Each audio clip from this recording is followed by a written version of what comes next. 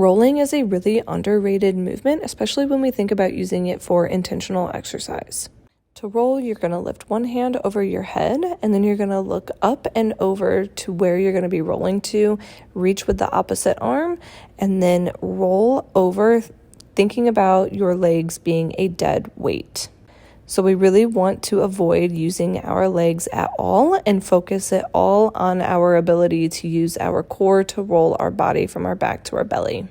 This is a really fantastic way to test your core strength and or strengthen your core.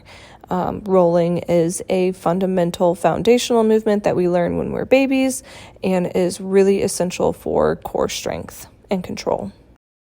Now, obviously, we want to do this on both sides because we might find that one side is stronger or weaker than the other. Rolling is a really great way to work on our core strength and control with minimal equipment, and we can always progress this to make it more challenging and harder based on our goals.